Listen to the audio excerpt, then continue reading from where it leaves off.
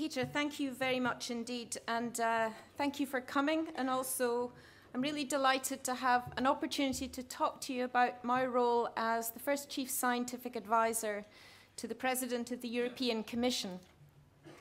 So, just to start with, you've all heard of a day in the life of. So, just to dispel the myth about Scottish people that we are mean, I'm giving you 1,000 days in the life of a Chief Scientific Advisor. So what I'm going to do is really, this is like a diary of, from me starting the position, and I've used a number of key points to illustrate things that work well and things that don't work so well in the position.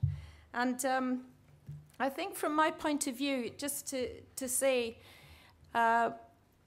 it's sometimes very difficult being first in any role, and Peter knows that. He was the first Chief Scientific Advisor here in New Zealand. Prior to me going to Brussels, I was the first Chief Scientific Advisor in Scotland. And I sort of have this feeling that whatever I do next, I want to be second, not first, which is maybe a rather strange thing to say. But when I think about it, actually, it's a tremendous opportunity being first, because you can set an agenda and you're not stepping into someone else's shoes, which can sometimes be difficult as well. So there's something to be said for both sides. So let's first of all tell you a little bit about the role before I go into diary mode. So President Barroso then said that, and please have a look at the date here. In 2009, President Barroso said that he wanted a Chief Scientific Advisor. And this was because he thought we needed a fundamental review of how evidence is used in terms of developing policy advice. So he said he wanted a Chief Scientific Advisor during his second mandate as Commission President. And he thought that they should be proactive, that they should be helping to deliver advice on all aspects of development of policy. Now, I was actually appointed at the beginning of 2012. So the position was announced in 2011. So that should already give you some idea that there was obviously something not so straightforward about introducing the role of Chief Scientific Advisor if it's originally announced in 2009 and the position isn't filled until the beginning of 2012. But some more detail on what that role looks like, and you don't really need to look at all of this, but the functions of the Chief Scientific Advisor, so these are the key issues: providing independent advice on any aspect of science, technology and innovation as required by the President. So this was the wording that came from the Commission: to provide analysis and opinion on major proposals being submitted by the Commission, and then also to provide guidance on interpretation of scientific advice, which I think is a really important one, to be involved in planning in emergencies, to advising on science, serve as an early warning for new science that might pose an opportunity or a threat for the Commission, and also to promote the culture of science, engineering and technology more widely within the Commission, so more widely than the Commission, so an outward-facing role. So there's rather a lot in there. Where would the Chief Scientific Advisor sit within the Commission? And here's the structure. And this is the big strength of it from my point of view, personally, is that we have President Barroso as President of the Commission, and I report directly to him. So there's nothing in between me and President Barroso, which is very good. I'll come back to that. But if you look at the other structures that report directly into President Barroso, there's the Secretary General, who deals with impact assessment for policy and inter-service consultation and the general running of the Commission. There's the Bureau of European Policy Advisors, and this is like a think tank for the President, mostly on economic issues. But I actually have my office within the Bureau of European Policy Advisors, so I am not involved with them, but they give me, if you like, my pay and rations within the Commission. Now, feeding into the President are all the commissioners, so 28 commissioners, one from each member state, each one with a portfolio.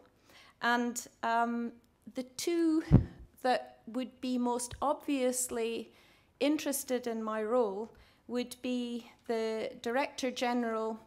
These different areas of the Commission are called the DG areas. The Director General of Research and Innovation, currently Robert Jan Smits, and the Director General of the Joint Research Centre, which is currently Vladimir Sucha. So they cover policy for science in RTD and science for policy that you heard about this morning from David Mayer in JRC. Just to make it absolutely clear, I do not have a role in policy for science. So how funding is allocated to research within the European Commission, that is not my area of responsibility. My area of responsibility is looking at science for policy. So that's our structure. Okay, so that was in place, arriving in Brussels. So this is what it looks like when you arrive, just a little bit confusing. That doesn't make it uninteresting. So this is what it was like. And day one was at the beginning of January 2012. So you turn up, and actually I found there was nobody else there. So I turned up and I'm looking around, I'm thinking, yeah, okay, so we'd had the discussions and I'd had a number of discussions with President Barroso, but that was quite a different thing to actually turning up and finding that there was really, it was almost as if they had forgotten I was coming.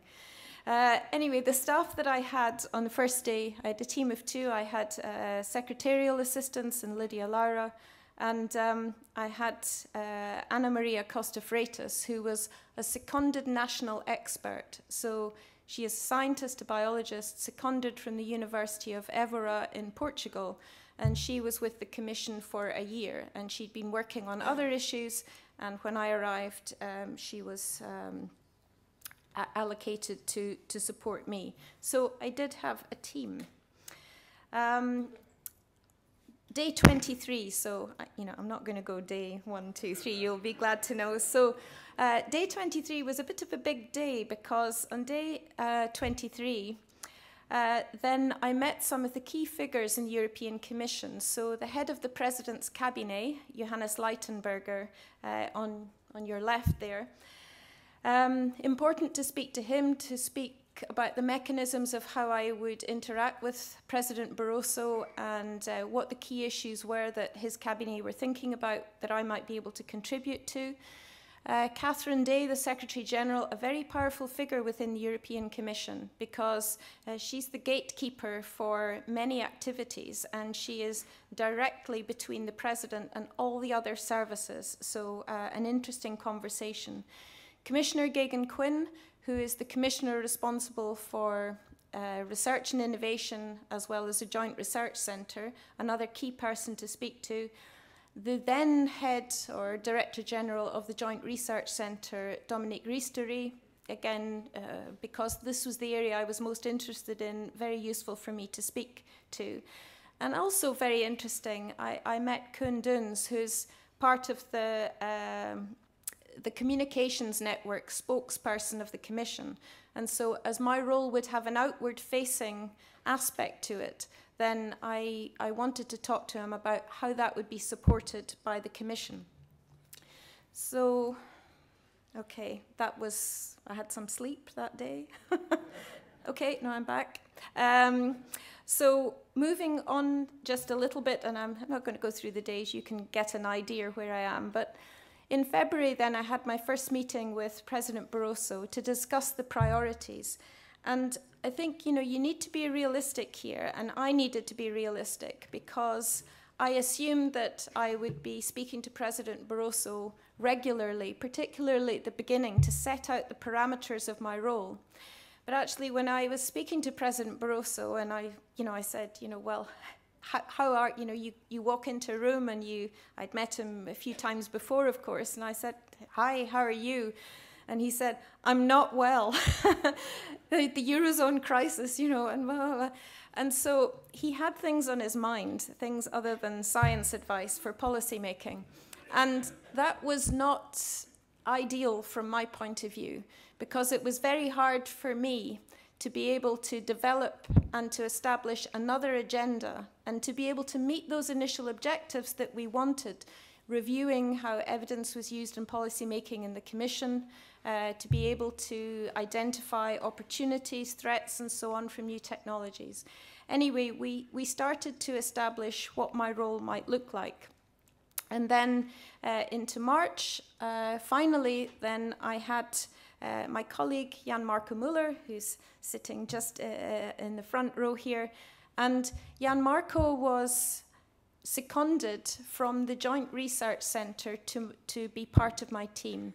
And this was, for me, a fundamental changing point, because I had secretarial support, and of course I had Anna Maria Costa Freitas, who was great, but as a seconded expert, she did not know the Commission from the inside, if you like. So she was a bit like me. So you're parachuted in and you don't know how things work, which doors to knock on and which ones not to. That wasn't the case with Jan, as he had worked also for the Director General of JRC. So we now had a heady team of 3. And being an optimist, in percentage terms, in increase of your team size, I was actually doing quite well by this time. So in actual numbers, not so good, but percentage, I think, quite impressive.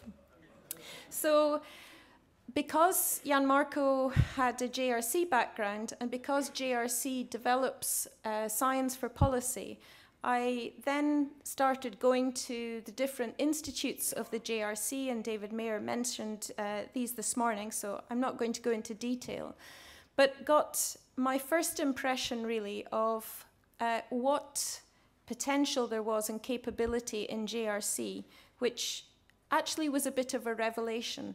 And if I just make a side comment, I wish it hadn't been a revelation. I wish, as a European scientist, I had known about the JRC. Now, it could have been my fault, but actually this is the sort of thing I've been interested in for a long time. So I'm surprised I wasn't more aware. And then when I talked to other people, the scientific network more generally, a lot of people weren't aware. This is outside the Commission. And so there is a real a hidden gem here that we need to do more with, that I think we could do more with. So another surprise was that where I expected to get immediate support and people to come up and give me group hugs and so on was from DG RTD and JRC. But in fact, my biggest support initially was from DG Connect. So these are the people who deal with digital economy, high performance computing, all of this sort of area. And they were incredibly proactive in welcoming me to the Commission and talking to me about how they could support my role, which was very welcome. What wasn't welcome was they said, you have to tweet. Now, I have to say, I'm a bit of a dinosaur when it comes to social media, so I'm still not on Facebook, and I really don't want to go there. But they said, okay, but twittering, that's just only 140 characters, surely you can mention that. So I went ahead and did it as a tool. We thought we would use it as a tool to have some communication. And I'm glad we did, because I think it has been useful. Some of the interaction I've had on Twitter has been very welcome, and some of it has been quite astonishing, but in a bad way. So, but it's good that you know about this. I think it gave me some flavor, because occasionally in life, people only ever tell you what you want to hear, and it's sometimes good to hear what nobody will tell you. Some of it is straightforward and honest. Some of it is loaded with personal agendas or political agendas. But nevertheless, I do regard this as being a useful way to talk about European science, so I'm very glad that I did this. So in order to increase transparency and to let my colleagues know what I was doing within the Commission, Jan took the initiative to prepare a weekly brief of what I was doing, because I started to find, and this was a nice thing, that across Europe people were desperate for me to come to their member state and to talk and to go to conferences, to meet with people and so on. So there was a real demand and an enthusiastic demand. And I thought, well, if I'm doing all of that, it would be useful for my colleagues to know what I was doing, because it might support some of their interests or activities. So as I say, we sent, and we still do, send a weekly briefing, and also we put this, at least what I'm doing, for a period on my website, so anyone anywhere can have a look at my website and see what I'm up to. But, and this is a little bit heartfelt, sadly nobody returned the favour. So I told everybody else what I'm doing, and bearing in mind a small, highly effective team, but we're making a big effort to tell other people who have much larger teams, and there wasn't information coming the other way. And I think there's a missed opportunity there, because the whole point, what we should be doing, is linking up across the Commission. Okay, so we're coming towards the end of summer, of the first year I was there. And here's some of the great pleasure of the job. And so this was the time to tell President Barroso about some great science, huge excitement worldwide, very intense in Europe, about identifying a signal that could, we thought was possibly the Higgs boson. So that was very exciting. But actually, I put this up. Fabiola Gianotti is a tremendous communicator of science. She's absolutely wonderful. Here she was talking about what it meant, the discovery of the particle. But although President Barroso is a very impressive intellect, he's got a legal background, and if we had just told him the little bit in the square, he would have, you know, so what? So what was what I had to explain to him? Part of my role was to translate.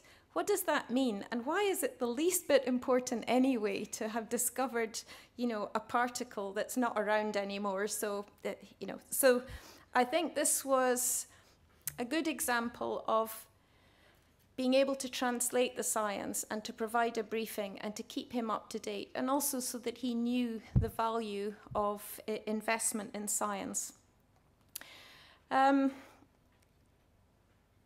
Then there was the first Euroscience Open Forum that I attended, and that was in Dublin in 2012.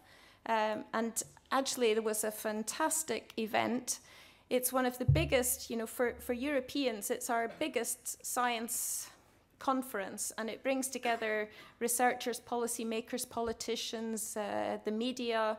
It's quite wonderful, and it's a European version of the AAAS meeting. And I was, again, I kind of touched that they made me a guest of honor at the Euroscience meeting, and I met the press there and did various other things. But again, I was concerned that there was also articles written about Euroscience within the Commission. There were events organized by the Commission at Euroscience, and I wasn't invited to those. And there was a real disconnect there. And so I think what I'm highlighting with this and previous comments is there needs to be good communication, and communication only works if it's two ways.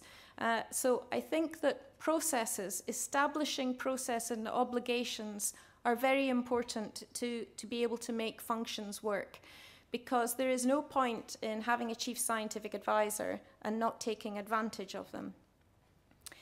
So, okay.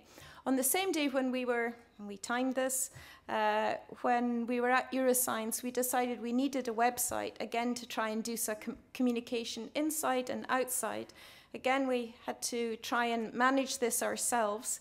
And I have a very effective multitasking and multi-ability male assistant in Jan Marco Muller, and so he's able to do a lot of these things, which is great. He's got lots of skills in his back pocket.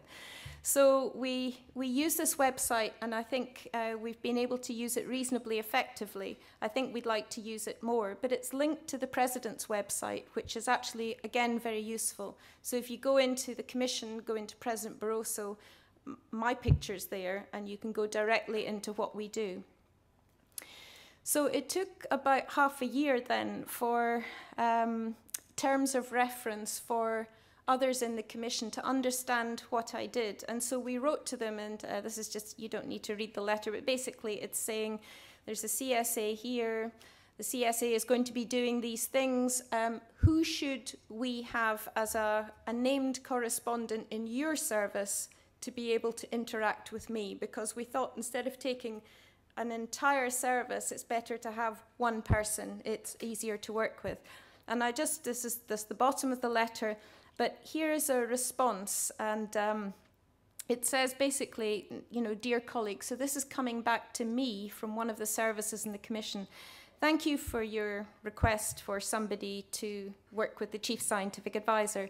As this is not the case for our DG, that we need to think about science or evidence, then we're not going to bother to do this, and so we're not going to proceed. Now, I've deliberately blacked out which DG, because this is always hard to say, but they really do need evidence. So that, it made me realize that, you know, just because something's obvious to me, it's not necessarily obvious to those who should know better. I've tried to speak to similar functions around the world. I already had good interactions with Chief Scientific Advisor system in the UK, because that's where I came from. But also it was interesting to see what happened in the US and to talk to them about the role. And I want to mention this because it'll come back later on. As part of my discussing issues, people, not necessarily me, but people ask me, what about the science around GMOs? You know, are GMOs dangerous? Are they bad to eat, and so on? So I talked about the science of GMOs, and the science, and many of you will have heard me say this before, but if you look at the technology which we use to modify plants, then there is no evidence, there's no credible evidence whatsoever that it's any more harmful using that technology to introduce new characteristics than to use traditional plant breeding, to use chemical mutagenesis, nuclear radiation, or any of the other things that we have routinely used and still use. So that's what I said. And in saying that, it got some people who have a philosophical objection to GMO very annoyed in the European Parliament. And so they wrote a question saying to the Commission, well, have you changed your policy then? Because this Chief Scientific Advisor has been going around saying that the technology is not harmful. And you don't need to read all the blue stuff, but at the bottom it says something, and you have to laugh really. The CSA has a purely advisory function and no role in defining Commission policies. Therefore, her views do not necessarily represent the views of the Commission. Okay, so now just remember that, because I'm going to come back to it. So the Commission is saying she doesn't have a role in policy, so you don't need to worry about what she says. She just says these things, okay? Right, so one of the things that I wanted to do was to start linking up in the wider environment, because it seemed very obvious to me there was a huge amount of expertise to be had in Europe and, of course, further afield, but I'm looking just at Europe where there's masses of scientific expertise, and thinking, how can we harness that better within the European Commission? A lot of the European academies who come together in the European Academy Science Advisory Council, EASAC, they often do reports on issues. It could be nanotechnology or energy or fracking or whatever, where they're about to do a report. Now, the problem is if they do a report and it's not coordinated with the work programme of the Commission, The report comes in after the train's left the station, and it's very, very frustrating for everyone. So together with JRC and RTD, we were able to organise, first of all, a survey of what evidence would be needed in the short to medium term by the Commission services. So we had them fill out a matrix. That in itself was very interesting, because some people knew exactly what they would need. Some people knew they would need something, but they weren't quite sure how to formulate it. And as I said, other people think we don't need evidence, we've got everything we need, so don't bother us with this. But many of the Commission services came along, and subsequently there are a number of memorandum of understanding with the JRC and others in the Commission, and EASAC. I'm here with the past president of EASAC, Sir Brian Heap. The JRC now provide, and this is a very useful service, a kind of monthly update or briefing on the Commission work plan. So what's happening, and similarly EASAC can look and see, well, what might we be able to contribute? So I think that has been very helpful. Here's the fun part of the job. So this for me was just absolutely a wonderful event organised by the European Parliament, and it's to try and excite young people into careers in science. And on the left there, that's Commander Frank de Winne, and he was the first European commander of the International Space Station. He's also a bit of a hero in Belgium. He's Belgian, but he's also a hero because of some amazing feat he did in a fighter plane when he was in the Air Force in Belgium. And on the right, the Star Trek fans amongst you will have noticed that this is Pavel Chekhov. So Commander Chekhov of one of the Starship Enterprises, he came along to this meeting as well. And I know this is really pathetic, but you'll have to bear with me on this. The UK's got a strange system of honours, and sometimes when you do things, you get an honour. And the name of one of the honours is Commander of the British Empire, and I've got that. So there's 3 commanders there. So I thought, wow, you know, how often does that happen? So this was great, because this is one of the most enjoyable events, actually. There's many of those, but because there were lots of young people there, astronauts were speaking, and Jan Marco, and I'm going to out him on this one, Jan Marco is a Trekkie. He actually has uniforms. He has uniforms, and he wore one of them to this event. It was just fantastic. And actually, I think I had something Star Trek-y on. I can't see it in the photograph there, but it was wonderful, because we looked at, and it's worth saying, Star Trek was first broadcast in 1966, and they had all these amazing things like, you know, they had kind of tablet things that they could bring up information on, and they could do these video conferences with people who weren't in the room, and they could do body scanning, and they could do telecommunications with some funny thing Lieutenant Uhura had in her ear. Well, we have all those now. So what was imagined then is reality now. Maybe not the transportation, but although we can transport whole humans, we can actually transport molecules. So we're maybe getting towards the teleportation as well.